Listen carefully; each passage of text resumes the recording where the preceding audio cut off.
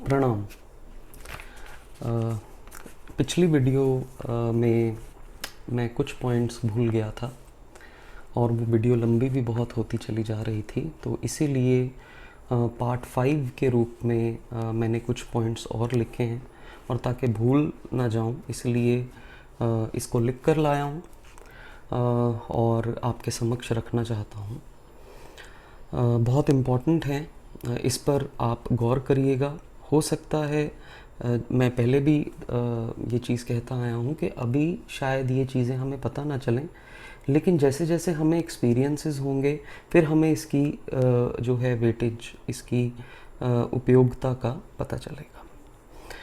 तो सबसे पहले मैं एक एग्ज़ाम्पल पहले भी दिया, उससे रिलेटेड एक एग्ज़ाम्पल देना चाहूँगा कि मान लीजिए परमात्मा ने एक सफाई कर्मचारी बनाया और सफाई कर्मचारी और उसको कहा है जाओ भाई जाके सफाई कर लो, सफाई कर दो जाके धरती पे। तो वो सफाई कर्मचारी यूनिवर्सली कॉन्शियस है, वो सबके लिए कॉन्शियस है, तो वो it is just like raise.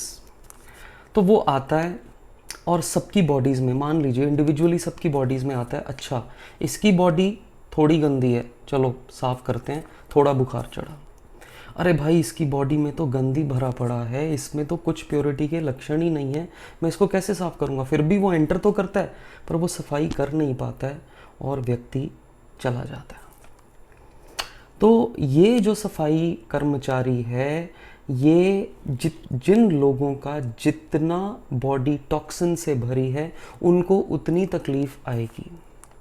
अगर वो मान लीजिए कोई जो लोग हॉस्पिटल में एडमिट हैं, अगर उनको ज़्यादा तकलीफ़ आ रही है और उसके बाद भी वो अपने जीवन शैली चेंज नहीं कर रहे हैं, तो फिर से उनको फील होगा कि मेरी फिर से मुझे प्रॉब्लम आनी शुरू हो गई है। तो इस ढंग से हम इसको ले सकते हैं। तो इसलिए वायरस को अपना दुश्मन ना माने, अपना मित्र माने। इंडियंस तो एटलीस्ट मित्र ही माने। इसमें इंडियंस या वेस्टर्न्स की बात कहना भी गलत होगा, क्योंकि हर जगह पर प्योर सोल्स रहती ही हैं, हर जगह पर हैं। यूनाइटेड स्टेट्स में भी बहुत सारे ऐसे स्पिरिचुअल सेंटर्स हैं, लोग उनके साथ जुड़े हैं, आयुर्वेदा स्पेशलिस्ट हैं, हर एक कंट्री में हैं। ये प्योर लोग जो हैं ये प्रोटेक्टेड रहेंगे। और हम देखते आए हैं बिकॉज इसमें डीएनए का बहुत बड़ा रोल है। तो ये भी मैं आपको बताऊंगा। दूसरा पॉइंट जो है प्रेडिक्शन के रूप में मैंने देना था कि ग्लेशियर्स पिघलेंगे। अब जब ग्लेशियर्स पिघलेंगे तो क्या होगा, ऑब्वियस है कि हीट बढ़ेगी। तो ये जो हीट बढ़ेगी ये किसको ज़्यादा प्रभावित करेगी, जो मुल्क गर्म है।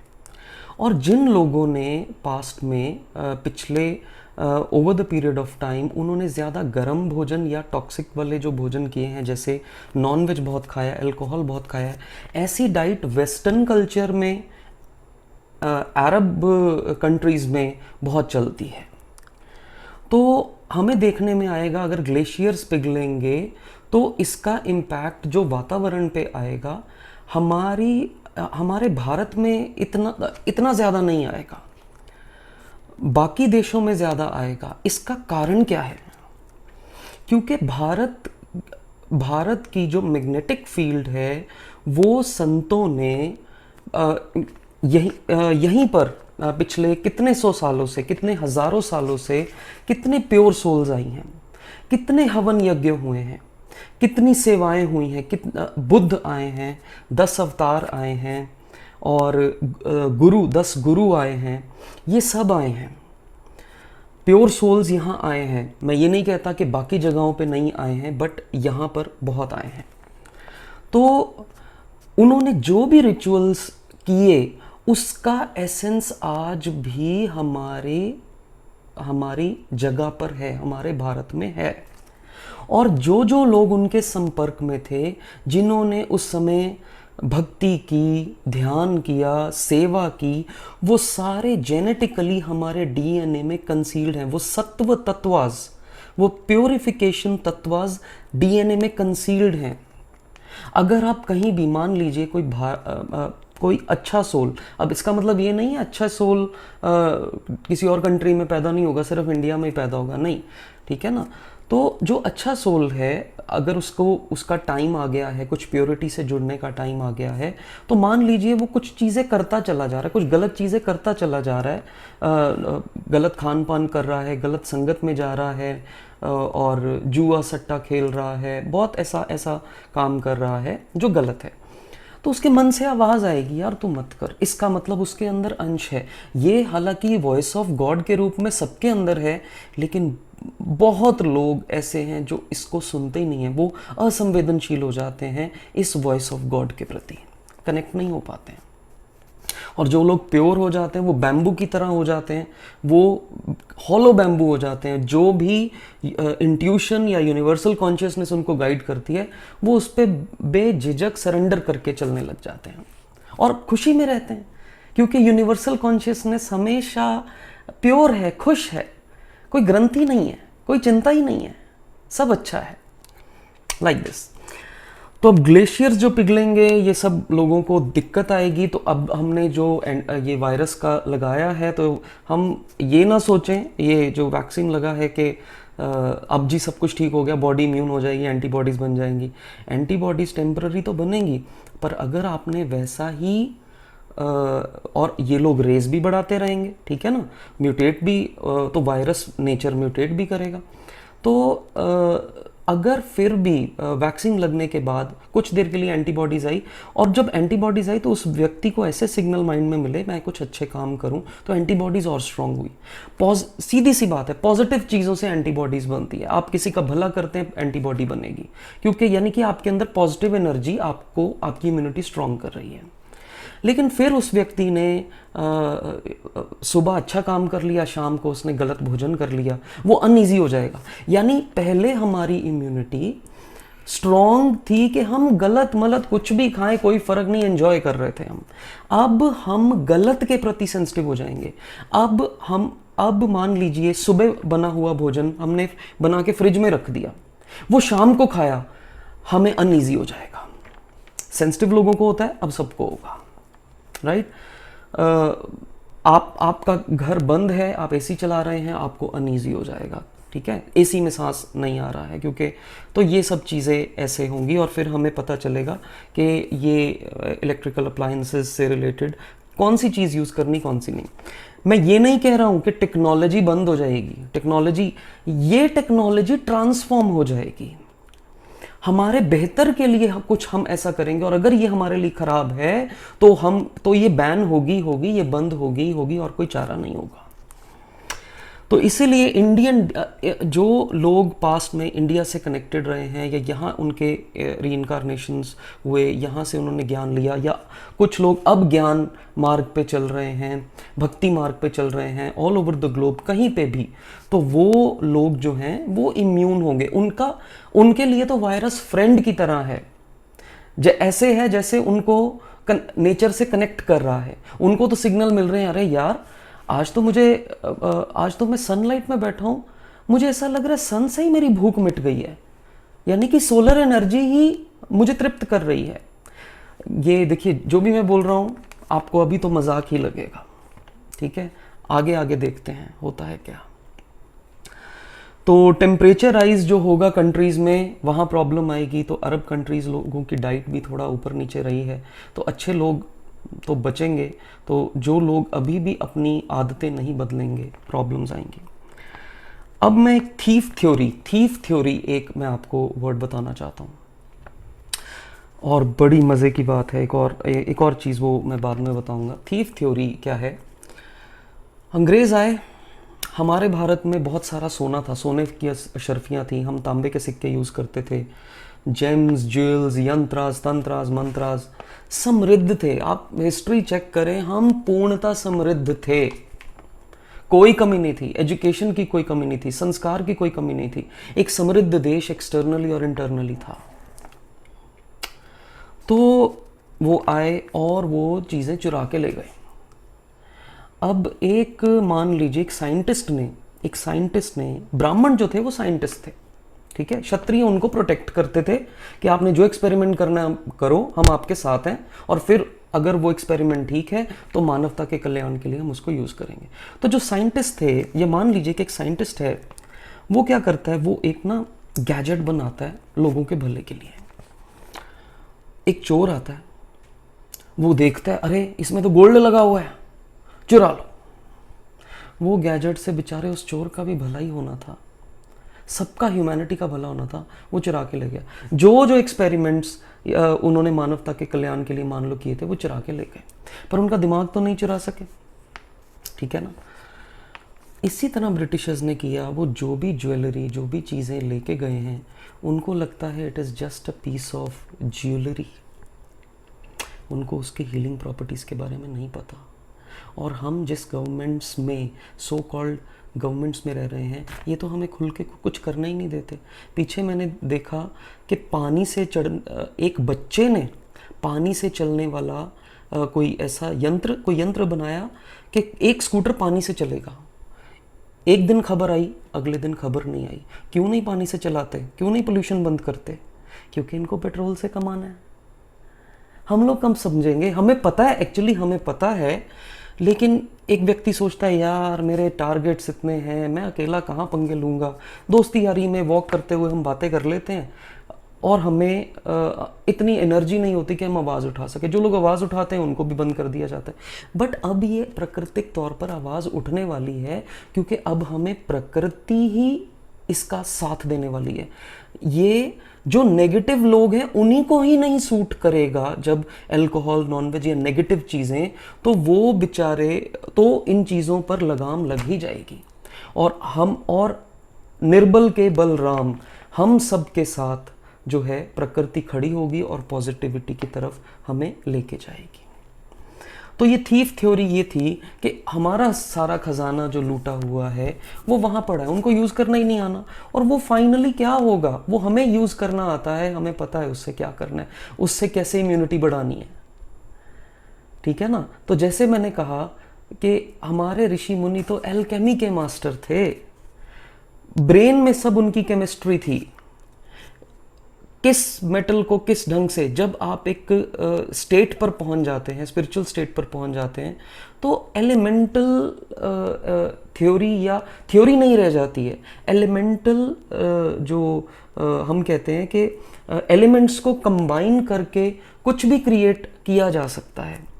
अभी ये चीज़ इतनी प्रूव नहीं कर पाऊंगा, लेकिन बहुत सारे ऐसे फोर्टीज़ हॉस्पिटल का मैंने सुना है, बट मैं अभी श्योर नहीं हूँ कि एक कोई ऐसा हॉस्पिटल है जहाँ पे कोई पुराना वैद्य जिसको मेटल्स को कंबाइन करके गोल्ड बनाना आता था, तो उन्होंने वो सारा एक्सपेरिमेंट किया और वो शीट आज भी एक हॉस्पिटल के बाहर लगी हुई है कि ये शीट इस वैद्य ने ऐसे मेटल्स को कंबाइन करके बनाई थी।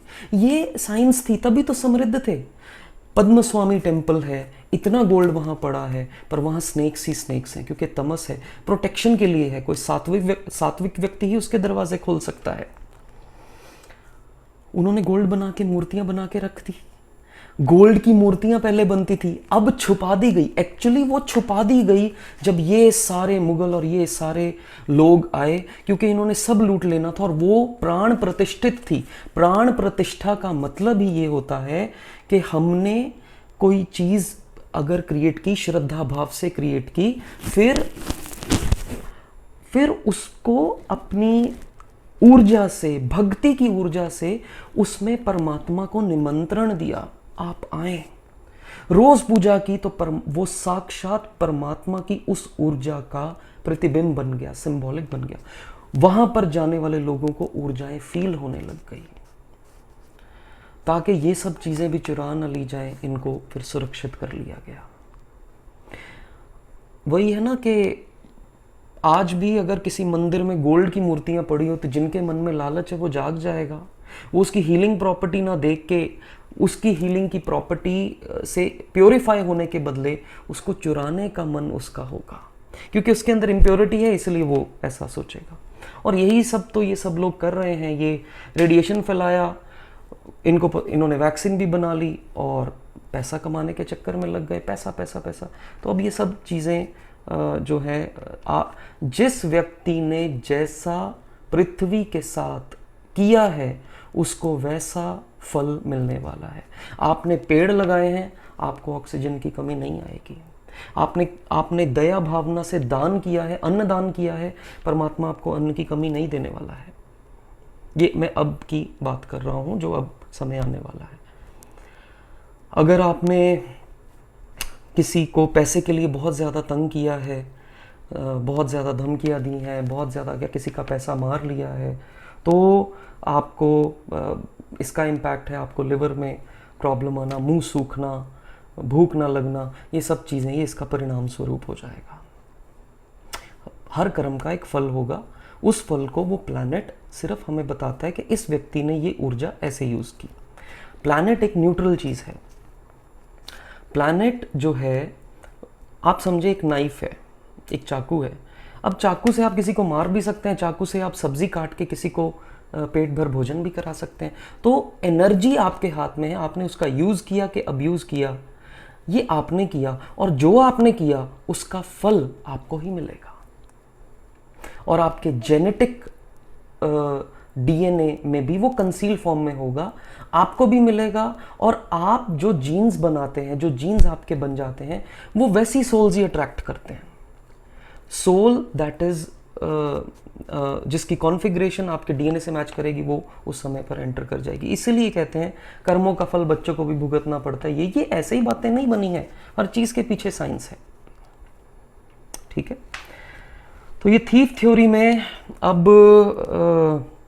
देखते हैं क्या होता है कि जो भी सामान चुरा लिया गया, वो गैजेट तो चोर ने चुरा लिया, उसको मार्केट में बेच दिया, और वो गैजेट से जो होना था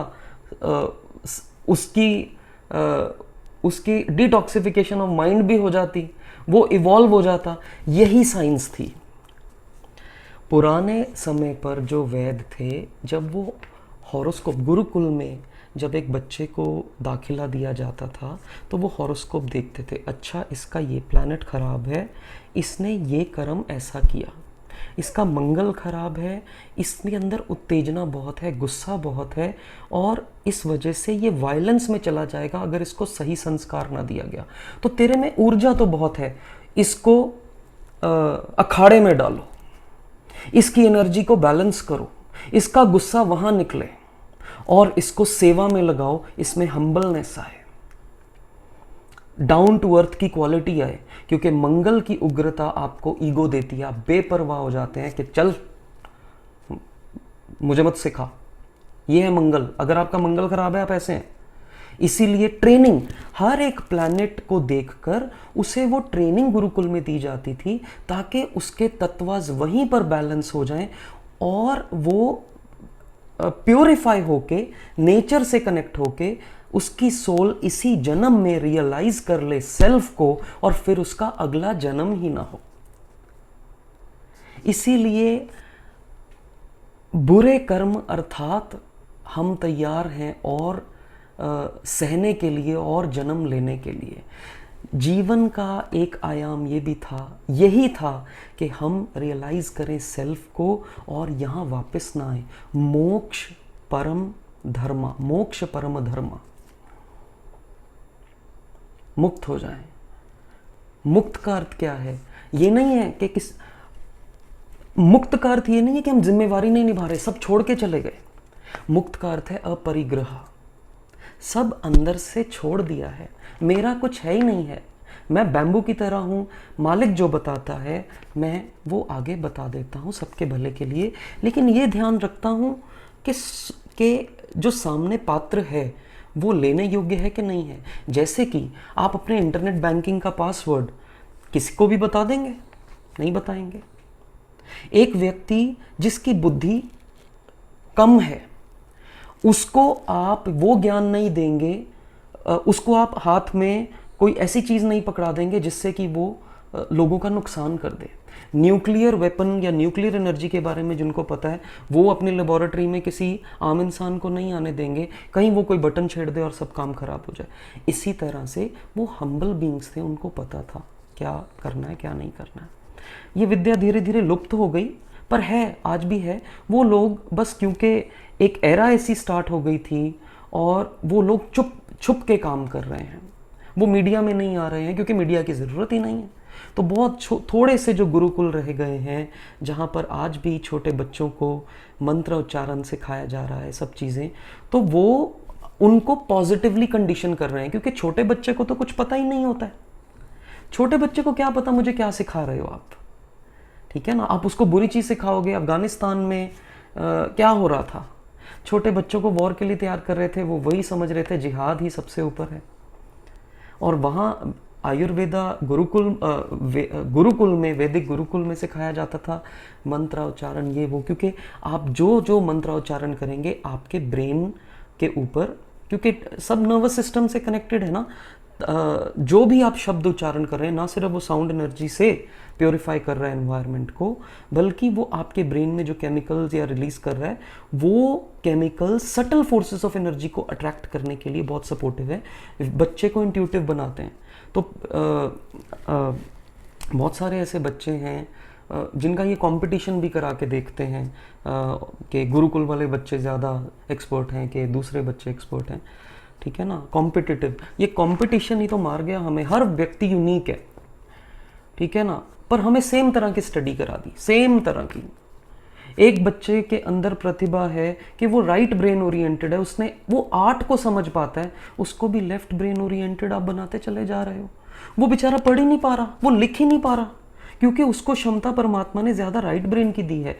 तो अगर कुछ बच्चे किसी चीज़ में वीक हैं, इसका मतलब ये मत समझे कि आपका बच्चा वीक है, उसके अंदर कोई और प्रतिभा है। और ये एक ही सार, एक ही एजुकेशन देना सबको, एक ही सारा कुछ देना सबको, ये सरासर गलत है। इसीलिए जो वैदिक गुरुकुल में जब आपको ये सब सिखाया जाता था, तो धीरे धीरे जब ब्रह्मचर्य का समय कंप्लीट होता था, तो वो व्यक्ति का मन, हृदय इतना शांत और नेचर के साथ अलाइंड हो जाता था। तो गुरुदेव, तो जो भी गुरु थे वो उससे पूछते थे कि अब अपने स्वभाव, अब तुम प्योर हो, तुम्हें पता है तुम अपने स्वभाव में हो। गीता में भी स्वभाव ही है। अगर गीता का निचोड़ निकालें तो आप अपने स्वभाव में स्थित हो जाएं तो सब परमात्मा अपने आप आपसे करवा लेगा। तो अब तुम अपने स्वभाव में हो, गुरु पूछते थे। अब तुम्हारा रुझान, तुम्हें पता है, तुम्हें अंदर से पता है कि क्या करना है, तुम उसके ऊपर काम करो और मानवता की सेवा करो। फिर गुरु उनकी ड्यूटी लगा देते थे कि जाओ मानवता की सेवा करो। और मानवता की सेवा में हमें परमात्मा ने इतना कुछ दिया, हमारे अंदर पहले ही आनंद था। जो व्यक्ति ने सेल्फ को रियलाइज किया वो आनंदित ही था, इसलिए हम कुछ मांगते नहीं थे। There was no professionalism. मांग के तो भीख ली जाती है कि मेरी फीस इतनी है, मुझे इतने दोगे तो मैं काम करूंगा। इसलिए दक्षिणा थी, जो आपकी श्रद्धा, जो आप खुशी से दे सकें, जो आप प्रेम से दे सकें, जो आप इजीली दे सकें। नहीं दे सकते, कोई बात नहीं, परमात्मा तो देख रहा है, आपके अंदर बैठा वो परमात्मा तो देख रहा है ना, वो दे देगा, किसी और रूप में दे देगा। और देगा भी क्या, जब हम समृद्ध ही हैं, अच्छी वायु है, अच्छा पानी है, अच्छा भोजन है, हम संस्कृति से जुड़े हैं, पर हमारा दिनचर्या, ऋतु, हमें सब चीज़ों की नॉलेज है, हमें किसी चीज़ की कमी नहीं है, और क्या चाहिए। ये था संस्कार, ये थे कल्चर। किसी भी कल्चर को समृद्ध तब मान सकते हैं अगर हम उस समय की वर्ल्ड पॉपुलेशन को देखें कि वो कितनी शांत, कितनी सुखद, कितनी आनंदित है, कितनी तृप्त है, कंटेंटेड है, कितनी हेल्दी है। इससे ही नापा जा सकता है एक ह्यूमैनिटी के हेल्थ को, वो उनकी ओवरऑल वेलबींग को, राइट। तो अब 5वां पॉइंट जो मैं आपको बताने जा रहा हूं, पिरामिड। हम पिरामिड थ्योरी हमने पढ़ी है बिजनेस स्टडीज़ में, मैं कॉमर्स किया मैंने, अब मुझे समझ आता है एक्चुअली, है ना। पहले समझ ही नहीं आता था, राइट, पहले दिमाग नहीं चलता था। तो पिरामिड की थ्योरी का मतलब है कि पिरामिड के टॉप पे वो व्यक्ति बैठे हैं जिनके पास दिमाग है, जिनके पास बुद्धि है। उनका शरीर कमज़ोर है लेकिन बुद्धि है।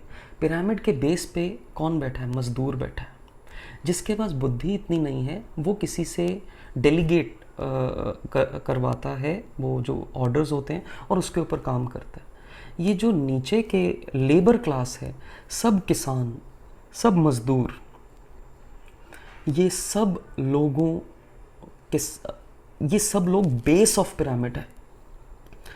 किसान हमें भोजन उगा के देता है, किसान दुख में आएगा, प्रकृति का बेस हिल जाएगा। पंजाब भारत से कितना अन्न एक्सपोर्ट होता है, आज हमने किसानों को पिछले 5-6 महीनों से दुख पहुंचा रहे हैं। ये दुख क्या प्रकृति में रिलीज नहीं हो रही है? ये वाइब्रेशन जिनके कारण ये दुख हो रहा है, वो लोगों के पास बहुत पैसा है। मैं आपसे कहने लगा हूं, अब आपका पैसा काम नहीं आने वाला है, क्योंकि प्राकृतिक, जब व्यक्ति को सांस नहीं आ रहा, पास में सिलेंडर नहीं है, उसके पास 1 लाख करोड़ रुपए है, उसको सांस नहीं आ रहा है, कोई उसको सांस दे दे, पैसा मुंह में डाल के सांस ले लेगा वो? ठीक है ना? तो किसान भाई, मेरे प्यारे किसान भाई, मेरे प्यारे मजदूर भाई, जिन गायों को मारा गया, पेड़ों को काटा गया, जानवरों को लेदर बनाने के लिए मारा गया, और हम लोग वो लेदर के ब्रांडेड, ये ब्रांड्स को दंड मिलेगा। एक छोटा सा उदाहरण आपके साथ और शेयर करना चाहूंगा, ध्यान से सुनिए। जनरली मैं एक मॉल में गया, कुछ स्ट्राइक किया मुझे, मॉल में गया, वहाँ पे एक ड्रेस कोड था जो भी एम्प्लॉयज़ थे, और मॉल हमारे इंडिया में ही है। वो जो ब्रांड था वो इंग्लैंड का ब्रांड था, वो कपड़े का शोरूम था, वो इंग्लैंड का ब्रांड था। ड्रेस कोड में सारे कौन जॉब कर रहे हैं? इंडियन व्यक्ति जॉब कर रहे हैं। ऑब्वियस है, ज़रूरत है, पैसा कम है तो हम जॉब ही करेंगे। वहाँ पे लिखा हुआ है कि ये ब्रांड जो है ये इंग्लैंड का है, और ये मैन्युफैक्चर जो हो रहा है वो बद्दी में हो रहा है, पंजाब में। और कैमरा लगे हुए हैं। वहाँ पे ओनर नहीं बैठा है, ओनर इंग्लैंड में बैठा है। उसने बस नाम सोच लिया, पैसा लगा दिया, अलग अलग जगहों पे कॉन्ट्रैक्ट दे दिए, सामान वहाँ बन रहा है। कितने पैसे लग रहे होंगे सोचिए। मान लीजिए 1000 रुपये की एक टी शर्ट बन रही है, वहाँ प्राइस लिखा है 3100, 3200, 3500, राइट? ऑब्वियस है, सैलरी निकालनी, बिजनेस कर रहे हैं ना वो लोग। पर मैं ये देख रहा हूँ कि वो व्यक्ति इंग्लैंड में बैठा हुआ एक ब्रांड चला रहा है, और हम यहाँ बैठे गुलामी कर रहे हैं। यानी कि उस व्यक्ति ने सबको काम पे लगा दिया। वो वहाँ बैठ के बस उसको सारा पैसा आ रहा है, यहाँ पे सब डिस्ट्रीब्यूट हो रहा है, और अंग्रेज़ों ने, या जो भी इनकी थ्योरी रही, यही थ्योरी रही। इसलिए मैं कह रहा हूँ, हम मुक्त नहीं हुए अभी, हमारा इंडिपेंडेंस नहीं आया, पर अब आएगा। जब हम वापस रिवाइवल, हम अपने जोन से जुड़ेंगे, हम अपने स्वभाव, अपने वैदिक ट्रेडिशन से जब जुड़ेंगे, तो हम खुश रह पाएंगे। आप जो भी आज की डेट में जो कुछ इंडियन जो संवेदनशील है, वो मेरी बात को समझ पाएंगे। आप जस्ट अपने आप को ऑब्जर्व करिए कि जब से आपने अपने जीवन में ये सो कॉल्ड वेस्टर्नाइज्ड कल्चर को अडॉप्ट किया है, कुछ लोग अब्रॉड चले गए हैं, जॉब्स करने लग गए हैं, पैसा कमाएंगे, अच्छा घर होगा, लोन देते रहेंगे, ठीक है, बहुत अच्छा घर है, स्टैंडर्ड ऑफ लिविंग बहुत अच्छा है। हमने ये चीज़ों को टारगेट बना लिया ना, मन की शांति को तो बनाया नहीं है। इसलिए हम नई नई चीज़ें लेते हैं, हम सोचते हैं ग्रेटिफिकेशन ऑफ डिज़ायर से कंटेंटमेंट मिलेगी, लेकिन कंटेंटमेंट तो फिर ख़त्म हो जाती है, हम फिर अशांत के अशांत रह जाते हैं। इसीलिए जो भारत में काम किया गया, वो काम किया गया सबसे पहले कि अपने अंदर आपके जो आनंद का स्तोत्र है उसको पहले एक्टिवेट कर लो। वो फिर तुम जो भी काम करोगे बीज स्वरूप, क्योंकि तुम आनंदित हो तो तुम जो काम करोगे वहां से आनंद ही निकलेगा। तुम जैसा बीज डालोगे वैसा निकलेगा ना। तो तुमने जो काम, क्योंकि तुमने आनंद को अपने अंदर एक्टिवेट कर लिया, प्रेम को एक्टिवेट कर लिया, प्रेम का झरना फूट पड़ा। अब तुम जहां जाओगे तुम किसी का बुरा तो कर नहीं पाओगे, क्योंकि जैसे ही तुम किसी का बुरा करने की कोशिश करोगे, प्रेम संकुचित हो जाएगा, प्रेम के हार्मोन्स को अच्छा नहीं लगेगा, इसलिए वो आनंद, वो स्माइल। आपने कभी श्री श्री रविशंकर जी को देखा है? कभी सदगुरु जी को देखा है? श्री श्री रविशंकर जी हमेशा वो हंसते ही रहते हैं, बोलते भी हंसते हुए हैं। सदगुरु जी को कुछ भी पूछ लो पहले वो हंसेंगे, रामदेव जी को कुछ भी पूछ लो हंसेंगे। ये लोग नेचर के साथ अलाइंड भी हैं और नेचर ने इनको वो एनवायरनमेंट भी दे दिया है कि जैसी व्यक्ति की आंतरिक स्थिति हो जाएगी वैसा ही वो आउटर 5 एलिमेंट्स उसको अट्रैक्ट कर लेंगे। वो 5 एलिमेंट्स भाग के उसकी तरफ चले जाएंगे कि भाई इसके अंदर तो प्योरिटी आ गई है, फटाफट आ जाओ भाई। उसको वहां ले आएंगे या उसके पास चले जाएंगे, पर मेल हो जाएगा उनका, राइट। तो इसलिए किसान भाई, मजदूर भाई बेस ऑफ पिरामिड हैं। अब यही बेस हमारा काम आने वाला है। और जो भी अब समय आने वाला है, हम लोग सॉइल से, हम लोग पृथ्वी से कनेक्ट होने वाले हैं ट्रू सेंस। टाइल्स लगा के नहीं, फर्श लगा के नहीं, मिट्टी के साथ। और मिट्टी डस्ट नहीं होती, मिट्टी धूल नहीं होती, मिट्टी माँ होती है, ठीक है ना। तो ये चीज़ है। अच्छा, अब मैं आपको रेमेडी बताने लगा हूँ। जिन लोगों की जैसी भी तबीयत खराब होने वाली है, जैसी भी, मैं फिर से बोल दूं, आप लोगों को ये इलॉजिकल, बहुत ज़्यादा इलॉजिकल लगे, माइथोलॉजिकल लगे मैं वहमो भरमों में भरा हुआ हूँ, बाइपोलर डिसऑर्डर है, सीजोफ्रेनिया, कुछ भी बोलो, पर ये रेमेडी कर लो, इसका कोई नुकसान नहीं है। ये जब होगा फिर आपको पता चलेगा ये एरा क्या आने वाली है, ठीक है ना। Speaking with conviction, right. तो 3 सिंबल जिसकी पूजा की जाती है, ओम, स्वस्तिक, श्री,